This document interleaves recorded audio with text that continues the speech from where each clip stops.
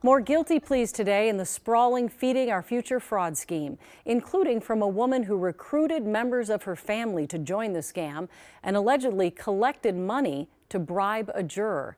Lou Ragoose was in court today and breaks it down for us. Lou? Julie, Ikram Mohamed stole taxpayer money, recruited others to do the same, collected kickbacks and laundered money to try to cover it up, taking part in just about every element of the $300 million Feeding Our Future fraud scheme. She's also the one who secretly recorded Attorney General Keith Ellison trying to fool him into helping them.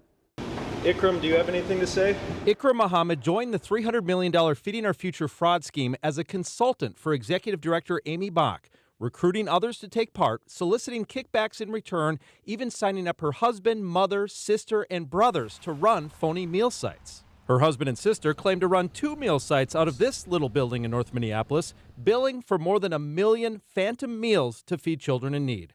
All told, Mohamed's actions led to the theft of $14.7 million in taxpayer money. Are you going to be able to pay back any of the money? Although she wouldn't talk after her guilty plea, Mohamed used to be one of the most vocal defendants claiming innocence. There was lines at Safari looping around Lake Street. She's the one who secretly recorded Attorney General Keith Ellison a month before the criminal case went public with a group of fellow fraudsters claiming racism and trying to fool Ellison into fighting those who shut off the flow of money. This has been going up for some time. What the heck, man?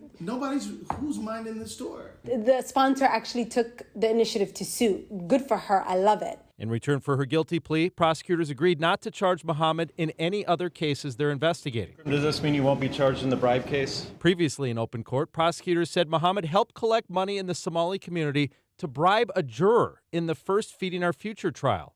While she won't face further charges, most of those affiliated with her are left with little choice but to plead guilty as well.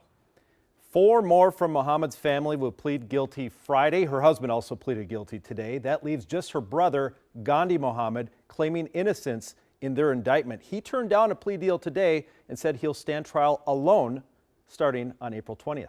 Ikram Mohamed will be sentenced at a later date. She's looking at about 10 years in prison. It is just absolutely fascinating and appalling to listen to the sound now from that meeting with Ellison, how brazen she was. Yeah, absolutely. She sounds confident. I mean, yeah. If you didn't know anything, she sounded convincing, Absolutely. you might say. But man, when you listen to it in hindsight, it's maddening. Yeah, it is maddening. And speaking of that, how would you say in the scheme of things, these plea deals, everyone, of course, has to make sacrifices and compromise in a plea deal, but how would you rate them? Are they're just trying to get the cases done and get them off the docket? Or well, is this, I wouldn't say that. I would think that the prosecutors are happy to get Ikram Mohamed to plead guilty because she was such a central figure. Of course, she maybe would have faced a few more years in prison if it had gone to trial and she was found guilty, but they got her now and just her brother is left, and that eases the load a little bit because there still are several more that they have to get through before they start charging all those other fraud cases that we've talked about potentially. All right. Thank you, Lou.